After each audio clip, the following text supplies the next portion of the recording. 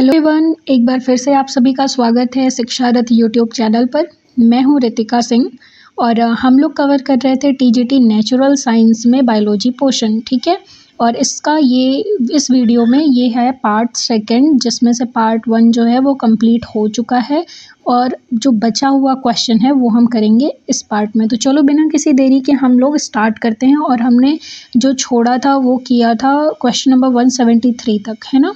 172 तक हमने कर लिया था, तो ये रहा क्वेश्चन नंबर 173। चलिए फिर आगे बढ़ते हैं कि स्पॉन्जिला एक उदाहरण है। पूछ रहे हैं कि स्पॉन्जिला जो है वो एग्जाम्पल है, किसका है? पोरीफेरा का, निडेरिया का, सिलेंट्रेटा का, एनेलिडा का, किसका एग्जाम्पल है? तो स्पॉन्जिला जो है ये है फ्रेश वाटर स्पॉन्ज।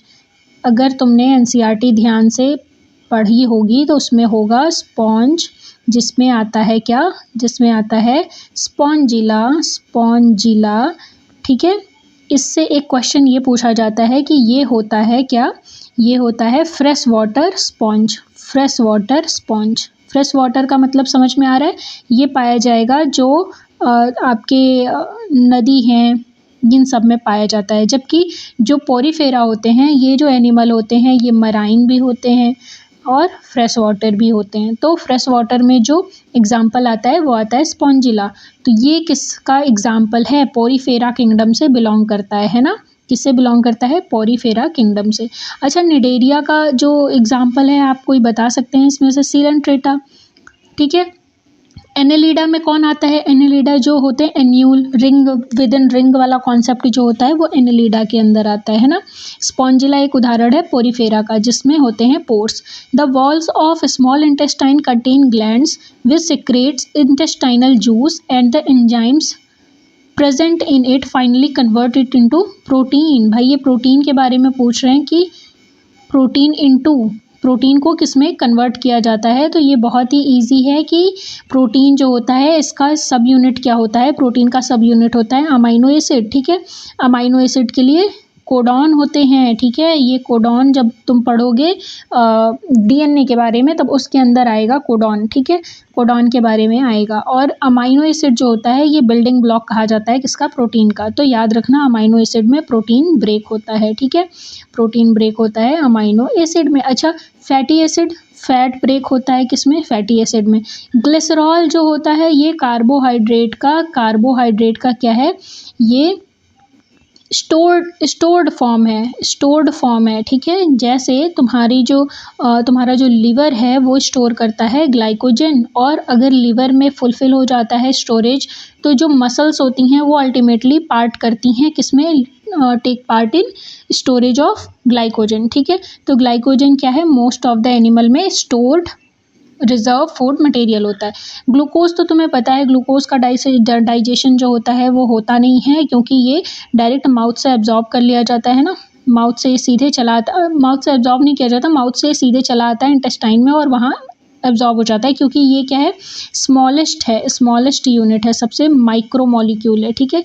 माइक्रोमोलिक्यूल है। और ये इंस्टेंट एनर्जी के लिए यूज़ किया जाता है ग्लूकोज। मोस्टली किसके लिए?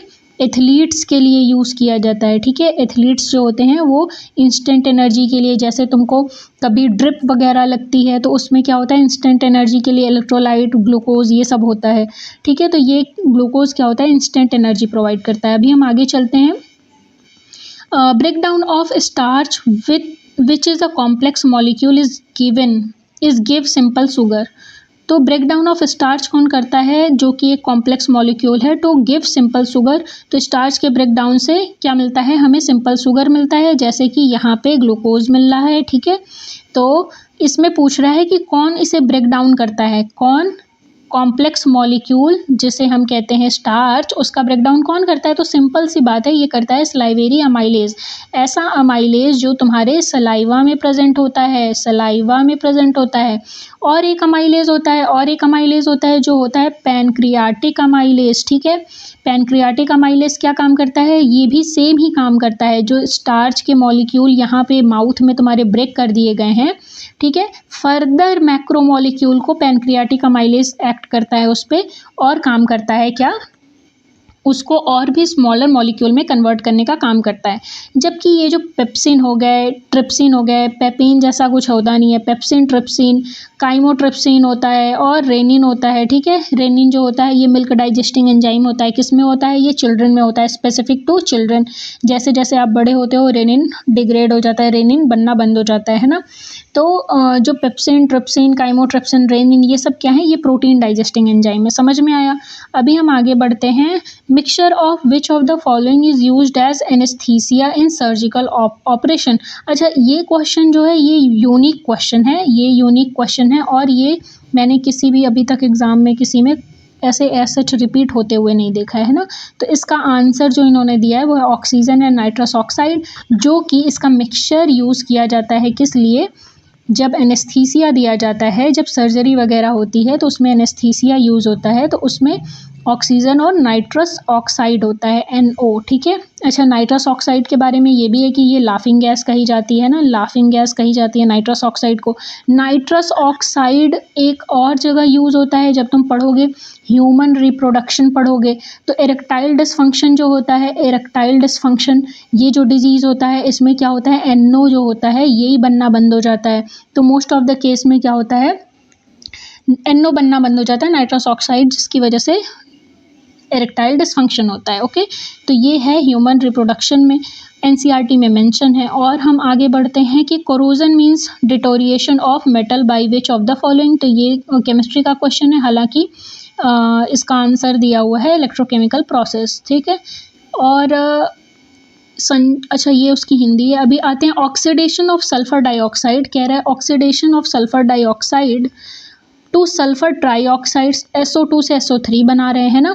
SO2 से क्या बना रहे हैं? SO3 बना रहे हैं। Result in the formation of sulphuric acid, तो H2SO4 बन रहा है। तो ये क्या है? स्मोग है, स्मोग है, एसिड रेन है, बायोमैग्निफिकेशन है, यूट्रोफिकेशन है। बताओ इसमें से क्या है?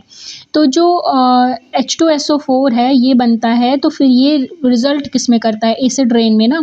तो एसिड रेन में रिजल्ट करता है कौन? H2SO4, ठीक है। जो SO2 होता है और NOx होता है, इसके वेरिएशन जो होते हैं ये सब इन्वायरमेंट में एक्सचेंज होके कॉज करते हैं क्या? Acid rain. और एसिड रेन जो होता है ये कॉज करता है क्या? ये करता है मार्बल कैंसर, ठीक है। इसे कहते हैं मार्बल कैंसर, ठीक है। मार्बल कैंसर क्यों कहते हैं? जैसे जो कानपुर है, कानपुर की इंडस्ट्रीज़ जो हैं, कानपुर में जो इंडस्ट्रीज़ लगी हैं, उस कानपुर की इंडस्ट्री से निकलने वाला SO2, NO2 ये सारी चीज़ें मिलके क्या बनाती हैं? Acid rain. और ये जाके गिरता है आगरा के ताजमहल पे, ठीक है, ताजमहल पे। तो ये क्या करता है? डिटोरिएट करता है, किसको करता है? ये मोनूमेंट्स को हार्मफुल होता है। मोनूमेंट्स जो होते हैं इससे ख़राब हो रहे हैं, जैसे येलोइंग हो रही है किसकी? Marble of Taj Mahal. ये NCERT में गिवन है, ठीक है। अच्छा, स्मोक जो होता है ये दो तरह का होता है, ठीक है। क्लासिकल स्मोक होता है और फोटोकेमिकल स्मोक होता है। NCERT फोटोकेमिकल स्मोक के बारे में बात करती है ना। और बायोमैग्निफिकेशन क्या होता है? बायोमैग्निफिकेशन में होता है जैसे DDT के बारे में देखा जाए तो DDT जो होता है ये फूड चेन में एंट्री लेता है, फूड चेन में एंट्री लेता है। और एंट्री लेते के साथ ये क्या करता है? हर एक लेवल पे एक्यूमुलेट होता जाता है और सबसे हाईएस्ट लेवल पे इसका सबसे हाईएस्ट कंसंट्रेशन मिलता है DDT का, ठीक है। तो DDT से होने वाला एक डिजीज़ जो किसमें? बर्ड्स में देखा गया, वो है थिनिंग ऑफ एग सेल। ये कॉज करता है क्या? थिनिंग ऑफ एग शेल, ठीक है। तो ये एग शेल की थिनिंग होने की वजह से प्रीमेच्योर बर्थ हो जाती है बर्ड्स की, इससे बर्ड की पॉपुलेशन जो है वो घट रही हैं। अच्छा, यूट्रोफिकेशन क्या होता है? यूट्रोफिकेशन होता है ये इनरिचमेंट हो जाता है किसका? इनरिचमेंट हो जाता है किसका? ऑर्गेनिक कंपाउंड का। ऑर्गेनिक कंपाउंड, फर्टिलाइजर्स, ठीक है, ऐसी चीज़ों का वाटर बॉडी में इनरिचमेंट हो जाता है, जिसकी वजह से बहुत सारे क्या होते हैं? एल्गी, फाइटोप्लैंक्टन, ये सब क्या हो जाते हैं? बहुत बड़ी मात्रा में पनपने लगते हैं, ठीक है। जैसे तुमने पूरा एक तालाब देखा होगा, वो पूरा हरा हरा, उसका पानी ही पूरा ग्रीन हो चुका है। एक्चुअली में वो पानी ग्रीन नहीं हुआ होता, वो होते हैं फाइटोप्लैंक्टन, वो होते हैं एल्गी, ठीक है। तो वो क्या कॉज करते हैं? बाद में कॉज करते हैं जब एजिंग हो जाती है, तो एल्गल ब्लूम कॉज करते हैं, ठीक है। एल्गल ब्लूम जो होता है इससे क्या होता है, फिर देखो रिलेटेड है सारी चीज़ें, है ना। एल्गल ब्लूम कॉज हुआ, एल्गल ब्लूम कॉज होने से क्या हो गया, डीओ जो होता है वाटर बॉडी का वो डिक्रीज हो जाता है। तो डीओ डिक्रीज होने की वजह से क्या होता है, जो एक्वेटिक लाइफ है जैसे फिशेस हो गई, ठीक है, और बहुत सारी जो पानी में रहने वाली जीव जंतु हैं वो क्या हो जाते हैं, वो उनकी डेथ हो जाती है ना। तो ये क्या होता है, ये एक तरह से एजिंग ऑफ वाटर बॉडी है, यूट्रोफिकेशन, है ना। अब हम आगे बढ़ते हैं। इसमें देखो ये दिया है कि ये क्वेश्चन जो है वो डिस्क्रिपेंसी की वजह से रद्द कर दिया गया था। तो ये विच ऑफ द फॉलोइंग हम देख लेते हैं, लेकिन क्वेश्चन क्या था, विच of the following is not an effect of global warming. तो ग्लोबल वार्मिंग के इफेक्ट के बारे में कह रहा है कि कौन सा नहीं है। Early maturation of crop leading to reduce grain size and low yield. तो ये कह रहे हैं कि अर्ली मैच्योरेशन हो जाता है, मेल्टिंग ऑफ स्नो हो जाती है, डैमेज टू मोनूमेंट्स हो जाता है, अनप्रिडिक्टेबल वेदर पैटर्न हो जाता है। अच्छा ये देखो कि ग्लोबल वार्मिंग जो होता है ये क्या होता है, एक ग्रीन हाउस इफेक्ट होता है। ग्रीन हाउस इफेक्ट जो होता है इसके दो साइड होते हैं, एक होता है पॉजिटिव साइड होता है और एक नेगेटिव साइड होता है ना। तो पॉजिटिव साइड जो होता है वो ये है कि ये लाइफ को अर्थ पे बनाए रखने के लिए बहुत ज़रूरी है। ग्रीन हाउस इफेक्ट ये मेंटेन करता है तुम्हारा ऑप्टिमम टेम्परेचर, जिसकी वजह से जो अर्थ का टेम्परेचर है वो माइनस में नहीं है, वरना ये इतना नेगेटिव में रहता, टेम्परेचर इतना लो रहता कि यहाँ पे लाइफ सस्टेन हो पाना बहुत मुश्किल होता। तो ग्रीन हाउस इफेक्ट का ये जो पॉजिटिव साइड है ये तो अच्छा है, लेकिन जो ऑन एन एवरेज जो टेम्परेचर है ग्लोब का, अर्थ का, वो एक लिमिट से एक्सीड नहीं करना चाहिए। लेकिन हो क्या रहा है, वो लिमिट क्रॉस हो रही है ना। 1 डिग्री अभी इंक्रीज हो चुका है टेम्परेचर पूरे ग्लोब का। तो ये 1 डिग्री 2 डिग्री इंक्रीज जो हो रहा है ग्रीन हाउस इफेक्ट में, यही है ग्लोबल वार्मिंग। जैसे ही इस ग्लोबल वार्मिंग की हीट में क्या है, इंक्रीज देखा जाता है, तो ये रिजल्ट हो जाता है ग्लोबल वार्मिंग, जो कि है एक negative face of GHC, green house effect, ठीक है। तो ग्रीन हाउस इफेक्ट अब क्या कर रहा है, ग्रीन हाउस इफेक्ट से टेम्परेचर बढ़ रहा है। टेम्परेचर बढ़ेगा तो क्या होगा, जो क्रॉप होती हैं, जो क्रॉप होंगी वो जल्दी से पक जाएंगी, ठीक है, वो जल्दी से पक जाएंगी। उनमें क्या होगा, ग्रेन साइज छोटा हो जाता है, ये तो होता है। मेल्टिंग ऑफ स्नो, भाई टेम्परेचर बढ़ेगा तो स्नो जो है वो मेल्ट हो जाएंगे। ऐसा अभी तुमने न्यूज़ में भी देखा होगा कि कुछ साल बाद ऐसा होगा कि जो आइलैंड वगैरह हैं, आइलैंड वाली कंट्रीज़ हैं, उनमें बहुत सारी जो आइलैंड है वो डूब जाएंगे। क्यों, क्योंकि स्नो की मेल्टिंग हो रही है। डैमेज ऑफ मोनूमेंट, इसको थोड़ा साइड में रखो। अनप्रिडिक्टेबल वेदर पैटर्न, भाई टेम्परेचर में इंक्रीज हो रहा है तो समुद्र गर्म होंगे, फिर वेदर पैटर्न इससे चेंज हो जाएगा, बारिश चेंज हो जाएगी, ठीक है। तो ये सारी चीज़ें अफेक्ट होती हैं। लेकिन जो डैमेज टू मोनूमेंट है ये होता है क्योंकि ग्लोबल वार्मिंग में कुछ गैसेज ही तो हैं जो ट्रैप कर रही हैं, जो सनलाइट से आने वाली हीट को रेडिएट आउट नहीं कर रही हैं, है ना। तो जो ट्रैप कर रही हैं वो एक्चुअली में पॉल्यूशन वाली गैस ही हैं, और पॉल्यूशन वाली गैस में तुम्हारे कौन आता है, SO2 भी आता है, NO2 भी आता है, ठीक है। तो ये सारी गैसेज क्या करती हैं, अल्टीमेटली क्या करती हैं, damage to monument acid rain बना के। लेकिन यहाँ पे ट्विस्ट है कि ये डायरेक्ट रिलेटेड नहीं है। क्या है, ये डायरेक्ट रिलेटेड नहीं है, ये सेकेंड या टर्शरी इफेक्ट है, सेकेंडरी या टर्शरी इफेक्ट है, प्राइमरी इफेक्ट में ये नहीं आता। तो अगर करेक्ट आंसर लिया जाता तो ये भी लिया जाता, लेकिन ये सारे भी एक तरीके से करेक्ट हैं, तो इसलिए ये क्वेश्चन जो है इन्होंने इग्नोर कर दिया है हर कैंडिडेट के लिए, ठीक है। लेकिन हमने सॉल्व कर लिया है। The main layer of atmosphere from 10 kilometre above the surface of earth up to 50 kilometre is called. तो ट्रोपोस्फेयर, स्ट्रेटोस्फेयर, मेसोस्फेयर, थर्मोस्फेयर। अच्छा, तुम्हारा जो इन्वायरमेंट होता है वो डिफरेंट लेयर में डिवाइडेड है। वो कितनी लेयर हैं, पूरा अगर तुम देखोगे तो 5 लेयर हैं ना। तो सबसे जो बॉटम लेयर होती है वो होती है ट्रोपोस्फेयर। क्या होती है, ट्रोपोस्फेयर। सेकेंड लेयर जो होती है वो होती है स्ट्रेटोस्फेयर। थर्ड लेयर जो होती है वो होती है मीजोस्फेयर, है ना। और फोर्थ लेयर जो होती है वो होती है थर्मोस्फेयर। अच्छा, थर्मोस्फेयर को ही क्या कहते हैं, आइनोस्फेयर कहते हैं। और सबसे आउटर जो स्पेस होता है उसे हम कहते हैं एक्सोस्फेयर। हालांकि जो एनवायरनमेंट में आता है वो एक तरह से देखो कि ये 3 जो होते हैं ये मोस्ट जो होते हैं ये तुमको एग्जाम में देखने मिलते हैं। थर्मोस्फेयर, आइनोस्फेयर तुम्हारे ये रेडियो एक्टिविटी के लिए यूज़ होते हैं, है ना।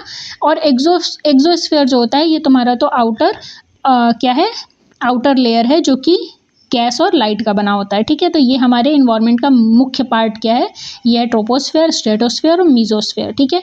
तो अब ये कह रहा है कि 10 किलोमीटर एबव टू 50 किलोमीटर। तो ट्रोपोस्फेयर जो होता है ये 10 किलोमीटर से स्टार्ट होता है, 12 किलोमीटर तक होता है, मतलब 10 किलोमीटर तक होता है, और कभी कभी किसी किसी बुक में तुमको दिया होगा 12 किलोमीटर। मतलब यहाँ से अगर तुम अपनी अर्थ से देखोगे तो कम से कम 12 किलोमीटर तक जाओगे तो तुम ट्रोपोस्फेयर में ही रहोगे, ऐसा तुमको कहा जाएगा। जैसे ही तुम 12 किलोमीटर ट्रेवल कर लोगे, उसके आगे जाओगे, 50 किलोमीटर और जाओगे तो तुम पहुंच जाओगे स्ट्रेटोस्फेयर में। और स्ट्रेटोस्फेयर ही वो लेयर है जहाँ पे होती है ओजोन लेयर, ठीक है।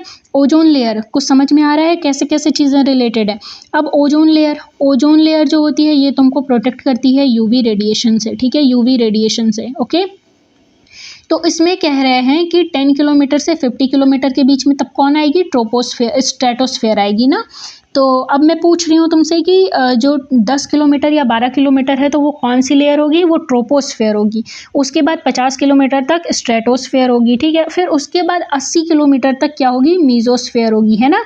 फिर उसके बाद तुम्हारे 50 से और भी एबव जाओगे, जैसे तुम जाओगे 50 नहीं 80 से और एबव जाओगे, 400 किलोमीटर के लगभग जाओ या 350 किलोमीटर के लगभग जाओ, तब तुम पहुंच जाओगे किसमें, थर्मोस्फेयर में। और 450 या 400 के एबव जाओगे तब तुम पहुंच जाओगे एग्जोस्फेयर में, है ना।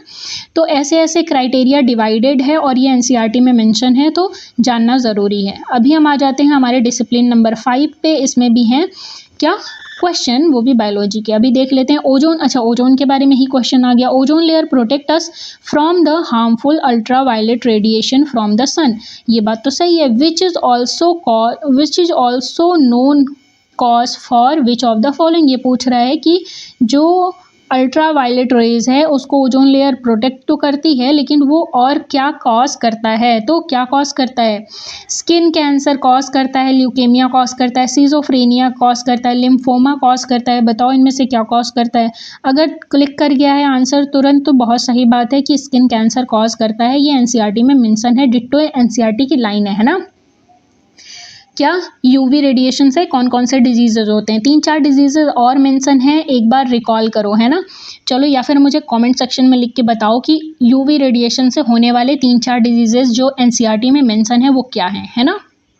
चलो, ल्यूकेमिया क्या है, ल्यूकेमिया में क्या होता है, WBC जो होता है इसका काउंट, ल्यूकेमिया नहीं, ये सिजोफ्रेनिया जो होता है ये होता है साइकोलॉजिकल डिसऑर्डर, है ना। थोड़ा सा रुको, ये है साइकोलॉजिकल डिसऑर्डर होता है। लिम्फोमा जो होता है ये एक तरह का कैंसर है, ठीक है। और ल्यूकेमिया जो होता है वो होता है तुम्हारा, तो ल्यूकेमिया जो होता है इसमें तुम्हारा होता है WBC का अनकंट्रोल्ड प्रोडक्शन हो जाता है ना, अनकंट्रोल्ड प्रोडक्शन हो जाता है। और इसी को ल्यूकेमिया को हम लोग कहते हैं ब्लड कैंसर। किसी के बारे में तुमने सुना होगा कि ब्लड कैंसर है इनको, तो उन्हें एक्चुअली में ल्यूकेमिया है, जो कि uncontrolled production of abnormal WBC। यहाँ पे WBC जो होते हैं वो एबनॉर्मली फॉर्म होने लगते हैं, किसमें, बोन मैरो में, ठीक है। तो बोन मैरो में से क्या होता है, एबनॉर्मल WBC निकलने लगता है और ये बॉडी में हर जगह फैल जाता है और इनकी नंबर जो होती है वो बढ़ जाती है, तो इसे कहते हैं हम ल्यूकेमिया। समझ में आया। तो चलो अभी हम आगे बढ़ते हैं। ये है question, who in 1674 prove that air is not an element. अच्छा, ये केमिस्ट्री का क्वेश्चन है ना, एक्टिव नॉन एयर के बारे में। Dead plant and animal returns nitrogen to the soil at which of the following. ठीक है, पूछ रहा है डेड प्लांट और एनिमल जो हैं वो नाइट्रोजन सॉइल को कैसे रिटर्न करते हैं, लेते कैसे हैं भाई। प्लांट जो होता है वो नाइट्रोजन लेता है नाइट्रेट के फॉर्म में ना, NO3- के फॉर्म में लेता है ना, याद है ये क्वेश्चन बनता है। ठीक है, तो इसमें क्या होता है, मोस्टली अमोनियम कंपाउंड होते हैं। क्या नाइट्रस ऑक्साइड होंगे, NO नहीं होगा। ठीक है, अमोनियम NH4 होगा।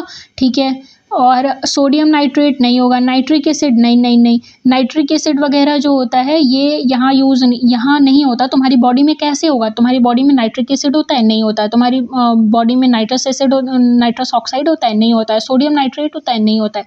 क्या होता है? अमोनिया होता है, जिसको तुम्हारे लिवर में कन्वर्ट कर दिया जाता है यूरिया में, ठीक है। और उसमें चलती है TCA साइकिल, ठीक है, क्रेब्स हैंसलेट साइकिल, ठीक है। अरे क्रेब्स हैंसलेट साइकिल नहीं, क्रेब्स वाला तो साइकिल माइटोकॉन्ड्रिया में यूज़ होता है ना। तो क्रेब्स साइकिल जो होता है वो यूज़ होता है माइटोकॉन्ड्रिया में, जिसको और कहते हैं TCA साइकिल। जबकि जो लिवर में चलता है वो होता है ऑर्निथीन साइकिल, ठीक है, ऑर्निथीन साइकिल, ठीक है। ऑर्निथीन साइकिल को ही हम क्या कहते हैं? यूरिया साइकिल, ठीक है। और ये कहाँ चलता है? ये चलता है लीवर में तुम्हारे, ठीक है, लीवर में चलता है। ओके, तो इसमें ये क्वेश्चन जो है इसमें होगा अमोनियम कंपाउंड, क्योंकि फर्दर यही कन्वर्ट होगा किसमें? यूरिया में, फिर यही कन्वर्ट होगा नाइट्रोजन में। ऐसे ऐसे ये सर्कल में घूमता रहेगा। In water cycle the movement of water through the soil is known as. अब ये पूछ रहा है कि वाटर साइकिल में मूवमेंट ऑफ वाटर उसको क्या कहते हैं? तो ट्रांसपिरेशन कहते हैं, प्रेसिपिटेशन कहते हैं, इवेपोरेशन कहते हैं, परलोकेशन कहते हैं। अच्छा, जब तुम सॉइल प्रोफाइल पढ़ोगे, सॉइल प्रोफाइल NCERT में डायरेक्ट नहीं दिया हुआ है, लेकिन थोड़ा सा अगर ग्रेजुएशन की डिटेलिंग में जाओ तो तुमको होराइजन मिलते हैं ABC ऐसे करके। तो एक लेयर होती है जहाँ ये सारी लेयर को ट्रेवल करके पानी कहाँ जाता है? परलोकेट होके क्या जाता है? परकोलेशन होता है इसका, और ये जाता है जहाँ पे इसका रिजर्वायर होता है, जहाँ पानी इकट्ठा होता है ना। तो पानी इकट्ठा होता है और वो प्रोसेस होता है परलोकेशन के द्वारा, जिसकी वजह से सॉइल के डिफरेंट लेयर से वाटर पास होता है और प्यूरिफाइड होता रहता है ना। इसीलिए तुम कहते हो कि जो नीचे का पानी है वो क्या होता है? पोटेबल वाटर होता है ना, क्योंकि वो छन छन के जाता है वेरियस लेयर्स ऑफ। क्योंकि तुम्हारी जो सॉइल होराइजन होती है, सॉइल प्रोफाइल पढ़ोगे तो डिफरेंट डिफरेंट होराइजन में डिफरेंट डिफरेंट जो होते हैं वो सॉइल के साइज होते हैं, पार्टिकल्स होते हैं, ठीक है। तो वो क्या करते हैं? एक तरह से छन्नी का काम करते हैं। वहाँ पे होता है परलोकेशन ऑफ वाटर। और जो ट्रांसपिरेशन होता है उसका क्या मतलब होता है? कि ये होता है loss of H2O in the form of water vapour. मतलब वाटर वेपर की फॉर्म में H2O का लॉस होता है, किससे? फ्रॉम लीफ सरफेस, ठीक है, लीफ सरफेस से, और इसे कहते हैं ट्रांसपिरेशन, ठीक है। चलो, अब ट्रांसपिरेशन इसको कहते हैं। तो अब बताओ प्रेसिपिटेशन किसको कहते हैं? जब बादलों से पानी बरसता है बूंदों के फॉर्म में, तो इसे कहते हैं प्रेसिपिटेशन। बरसात का होना, रेन का होना, प्रेसिपिटेशन के ही थ्रू क्या होता है? एसिड रेन भी धरती पे आता है ना। इसीलिए कहते हैं कि पहली बारिश में नहाना नहीं चाहिए, क्योंकि पहली बारिश में केमिकल से बने हुए नाइट्रस NOx और SO2 ये जो होते हैं ये सब मिलके एसिड रेन बनाते हैं, है ना। तो उसमें क्या होता है? वाटर के साथ क्या होते हैं? वो प्रेसिपिटेट आउट होते हैं, है ना। समझ में आ रहा है? प्रेसिपिटेशन क्या होता है। इवेपोरेशन क्या होता है? इवेपोरेशन ये तुम्हारे वाटर साइकिल में हेल्प तो करता है, लेकिन ये एक पर्टिकुलर प्रोसेस है। ये प्रोसेस कहाँ होता है? जब ये समुद्र का पानी गर्म होता है तो यहाँ से वाटर वेपर की फॉर्म में उठता है और ठंडा होता है, तो बनाता है क्या? गर्म, और ये गर्म रहता है तो ये बनाता है, यहाँ पे सारे वाटर मॉलिक्यूल जो होते हैं दूर दूर होते हैं, तो ये बनाता है बादल, ठीक है, ये बनाता है बादल। ओके, और जब ये इसका कंडेंसेशन होता है तब ये बनाता है प्रेसिपिटेशन, ठीक है। समझ में आ रहा है? ये होता है तुम्हारा रेन या वाटर साइकिल, समझ लो। समझ में आया? चलो अभी आते हैं हम, विच of the following is not a cause of noise pollution. ये पूछ रहे हैं कि कौन सा इसमें से नॉइज पॉल्यूशन का कारण नहीं है, ठीक है। तो इसमें है loud speaker, noisy firework, thunder, industrial activities. बताओ इसमें से कौन सा नहीं है? तो बहुत ही इजी सा क्वेश्चन है कि थंडर इसमें नहीं होगा। अच्छा, NCERT मेंशन करती है क्या? कि डिफरेंट एरिया के लिए, जैसे इंडस्ट्रियल एक्टिविटीज़ के लिए नॉइज़ वर्क हो रहा है तो कितने डेसिबल जो होता है उसे एक्सीड नहीं करना चाहिए। डेसिबल क्या होता है? डेसिबल जो होता है dB इसको डिनोट करते हैं। ये होता है कि ये लिमिट है, क्या? नॉइज़ लिमिट, और इसका मेजरिंग यूनिट है डेसिबल। ओके, समझ में आया? हियरिंग कैपेसिटी होती है एक तरह से, तुम समझ लो कि तुम 75 डेसिबल जो होता है, इससे ज़्यादा अगर तुम प्रोलॉन्ग इसमें इस वॉइस में रहोगे, इस नॉइज़ में रहोगे, तो तुम क्या हो जाओगे? बहरे हो जाओगे, डीफ हो जाओगे, है ना। तो इसमें कुछ रूल्स होते हैं, जैसे इंडस्ट्रियल एरिया के लिए किससे अबव नहीं होना चाहिए, इंडस्ट्रियल एरिया के लिए 75 डेसिबल से एक्सीड नहीं करना चाहिए, है ना। और कॉमर्शियल एरिया जैसे बिजनेस वाले एरिया जो होते हैं इसमें 65 डेसिबल से अबव नहीं होना चाहिए। कुछ रेजिडेंशियल एरिया होते हैं उनके लिए अलग होता है। रेजिडेंशियल एरिया में आओगे तो तुमको ये रहेगा कि 55 डेसिबल जो होता है ये यहाँ तक के लिए अलाउड है। और तुम ज़्यादा लाउड स्पीकर वगैरह और पब्लिक एड्रेसिंग सिस्टम वगैरह तुम रात के 11 बजे से और सुबह 6 बजे तक यूज़ नहीं कर सकते। ऐसा नॉर्म है, हालांकि कोई फॉलो नहीं करता है ना। चलो अभी देखते हैं the branch of agricultural science which is concerned with crop production and management of the farm is called. अब ये कह रहा है मैनेजमेंट ऑफ फार्म, वर्ड पे ध्यान देना। कंसर्न्ड विथ क्रॉप प्रोडक्शन तो है ही, एंड मैनेजमेंट ऑफ फार्म, ठीक है। इससे डेफिनेशन बदल जाती है। अगर तुम सिर्फ यही पढ़ के क्वेश्चन टिक लगाने लगोगे ना तो आंसर बदल जाएगा, है ना। तो आते हैं देखते हैं, एग्रोनॉमी होगा कि एग्रीकल्चरल इंजीनियरिंग होगा कि एग्रोलॉजी होगा या एग्रो स्टडीज़ होगा, बताओ। अच्छा एनसीईआरटी मेंशन करती है। अच्छा तुमको ये दोनों चीज़ें समझ में आ रही हैं, एग्रोलॉजी और एग्रोनॉमी। तुमको कितने लोगों को लग रहा होगा कि एग्रोलॉजी भी सेम है, एग्रोनॉमी भी सेम है, नॉमी भी स्टडी होता है, लॉजी भी स्टडी होता है, एग्रो मीन्स एग्रीकल्चर होगा ही, तो ये दोनों अलग क्यों दिया हुआ है ना।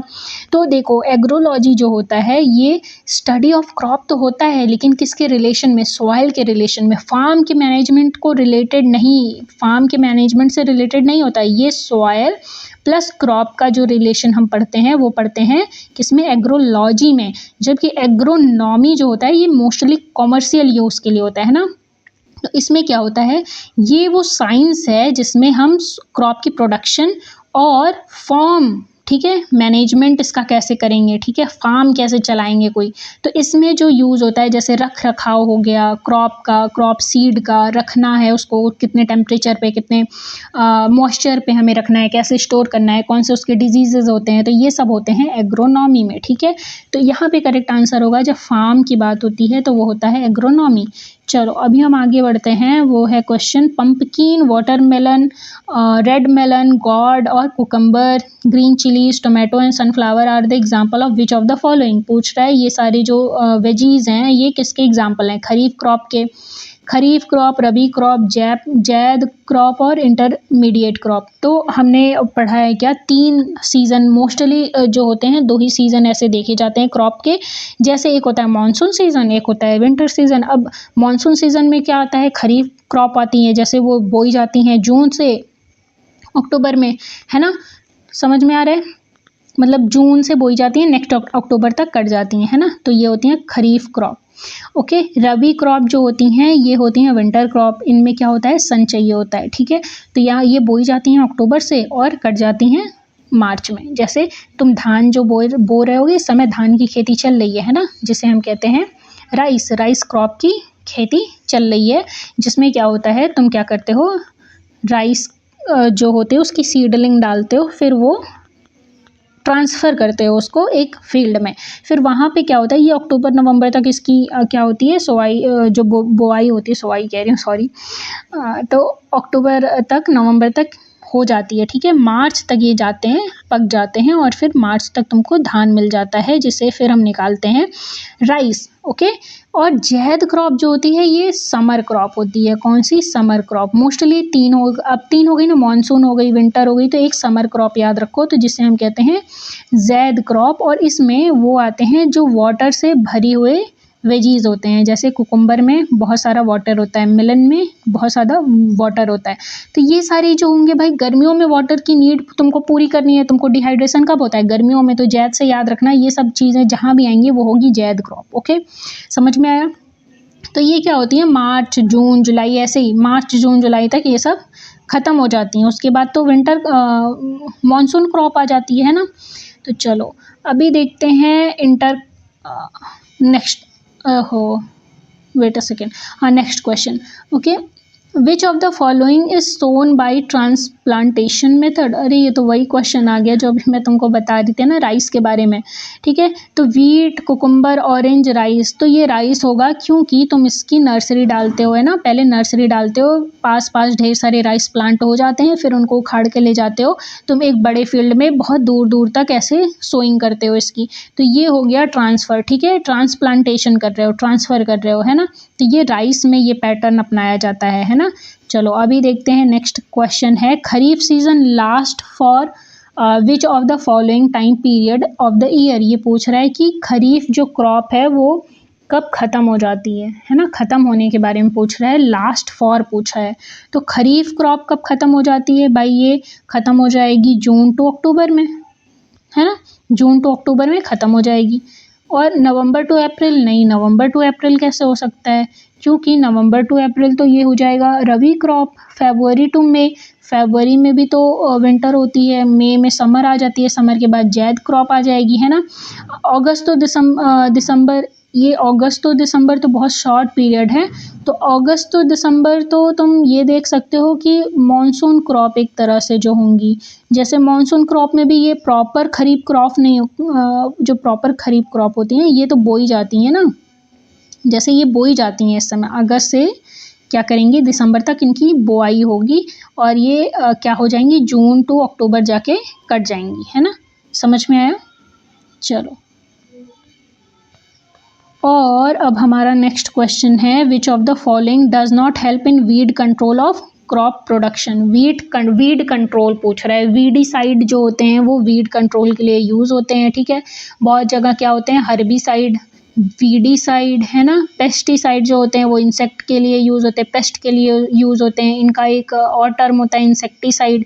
इंसेक्टिसाइड कुछ स्पेसिफिक इंसेक्ट के लिए यूज़ होते हैं, जैसे तुम्हारे वो आते हैं ग्रीन मेंटिस वगैरह आते हैं, ये सब क्रॉप को खा जाते हैं ना। तो इसमें क्या है, विच of the following does not help in weed control in crop production, तो कौन सा हेल्प नहीं करता भाई, ट्रांसप्लांटेशन इसमें आंसर दिया हुआ है, तो क्यों दिया हुआ है, इंटर क्रॉपिंग क्या है, क्रॉप रोटेशन क्या है, और मेडिकल रिमूवल ऑफ वीट नहीं वीड, है ना। तो मैकेनिकल रिमूवल ऑफ वीड मतलब तुम हाथों हाथों से अगर वीड निकाल रहे हो, जिसे हम निर्वाई कहते हैं, किसमें, हिंदी भाषा में क्या कहते हैं, निर्वाई। तो इसमें क्या होता है, तुम अपने हाथों से क्या करते हो, जो अनचाहे खरपतवार होते हैं उनको निकाल देते हो, है ना। तो ये तो इससे तो भाई वीड हट जाएगा। ट्रांसप्लांटेशन जैसे राइस का जो नर्सरी है उसको निकाल के दूसरे खेत में डाले, तो क्या इसमें दूसरे अनवांटेड प्लांट नहीं आएंगे, उसमें भी आएंगे, ठीक है। क्रॉप रोटेशन क्या होता है, क्रॉप रोटेशन तो इसलिए किया जाता है ना कि आपकी सॉइल की फर्टिलिटी जो है वो मेंटेन रहे या वो बहुत अच्छी हो जाए, है ना। क्रॉप रोटेशन में क्या किया जाता है, डिफरेंट टाइप ऑफ क्रॉप जो होती हैं वो सक्सेसिवली ग्रो की जाती हैं। जैसे एक ही लैंड है, उसमें मान लो एक बार तुमने क्या बोया, मक्का बो दिया, फिर एक बार तुमने मक्का ख़त्म हो गया, फिर उसी पीस ऑफ लैंड पे तुमने क्या किया, आलू बो दिया, फिर आलू का सीज़न ख़त्म हो गया, फिर तुमने मूंग बो दिया, है ना। तो इससे क्या कर रहे हो, वो तुम क्रॉप रोटेट कर रहे हो, क्रॉप एक ही लैंड पे एक क्रॉप बोने के बाद फिर दूसरी क्रॉप, फिर तीसरी क्रॉप, है ना, ऐसे ऐसे तुम चेंज कर रहे हो। लेकिन इंटर क्रॉपिंग जो होता है, इंटर क्रॉपिंग दूसरा फेनोमेना है। इंटर क्रॉपिंग में वेट अ सेकेंड, जो इंटर क्रॉपिंग होती है इसमें क्या होता है, इसमें तुम एक ही लैंड पे डिफरेंट पैटर्न में डिफरेंट क्रॉप बो सकते हो, ठीक है। इंटर क्रॉपिंग का मतलब हो गया दो या दो से अधिक क्रॉप एक साथ। जैसे तुमने बोया मेज प्लस सोयाबीन, ठीक है, मेज और सोयाबीन तुमने एक साथ बो दिया, एक ही लैंड पे इसकी बोवाई हो रही है ना, और ये मान लो ख़त्म हो गए। चलो फिर तुमने कोई दूसरा कॉम्बिनेशन देख लिया, वीट और चना, मतलब गेहूं और चना बो दिया गया भाई। ये कॉम्बिनेशन गांव में बहुत यूज़ होता है, चने के साथ गेहूं, है ना। कॉटन के साथ, अच्छा ये महाराष्ट्र में यूज़ होता है क्या, कॉटन के साथ ग्राउंड नट, ठीक है, ग्राउंड नट मूंगफली, है ना। तो ये महाराष्ट्र में ज़्यादा यूज़ होता है, और ये इंटर क्रॉपिंग का एग्जाम्पल है ना। और ये तुम्हारी एनसीईआरटी का पहला ही चैप्टर है जिससे ये क्वेश्चन उठा के पूछा है। चलो ये अब आते हैं, अच्छा ये क्वेश्चन तुम्हारा बायोलॉजी वाला ख़त्म हो गया, और ये देख लो तुम्हारा टीचिंग मेथोडोलॉजी का क्वेश्चन यहाँ से स्टार्ट हो जाता है। मैंने तुमको बताया है कि सब्जेक्ट के ही साथ तुम्हारा टीचिंग मेथोडोलॉजी आएगा, बहुत इजी होता है, ज़्यादा टफ नहीं होता, और इसमें ज़्यादा क्वेश्चन भी नहीं है, ठीक है। मुश्किल से 10 क्वेश्चन दिए हुए हैं, है ना। 20 क्वेश्चन भी नहीं, हालांकि जो एक डिसिप्लिन होता है वो 20-20 का सेट होता है, इसमें 10 या 11 क्वेश्चन दिए हुए हैं ना। तो अगर तुमको ठीक लगता है तो तुम इसे वीडियो को पॉज करके देख सकते हो क्वेश्चन, है ना। नहीं तो आज की वीडियो में इतना ही, और ये हमने कंप्लीट कर लिया है। अब हम नेक्स्ट मूव करेंगे चैप्टर वाइज क्वेश्चन पे, ठीक है। तो फॉर ज्वाइनिंग मी, हाँ, तो you should subscribe to Shiksharath YouTube channel. अगर आप मेरे से जुड़े रहना चाहते हैं और चीज़ें आपको समझ में आ रही हैं और एंड तक बने रहना चाहते हैं तो, और नोटिफिकेशन आपको जल्दी से जल्दी मिल जाया करे, इसके लिए आपको सब्सक्राइब करना पड़ेगा और शेयर करना पड़ेगा अपने दोस्तों के साथ। तो ये छोटी सी रिक्वेस्ट थी, और मिलते हैं नेक्स्ट वीडियो में। तब तक के लिए बाय बाय, अपना ख्याल रखना और कोशिश करना कि एनसीईआरटी पे स्टिक होकर अपना रिवीजन करो, क्योंकि इसमें एनसीईआरटी ही सब कुछ है। एनसीईआरटी से बाहर क्वेश्चन नहीं जाएगा, ये आई गारंटीड यू, ओके। ये मैं तुमको आश्वासन दे रही हूँ कि एनसीईआरटी से बाहर कोई क्वेश्चन नहीं जाएगा, है ना। चलो चलो फिर मिलते हैं नेक्स्ट वीडियो में, ओके बाय।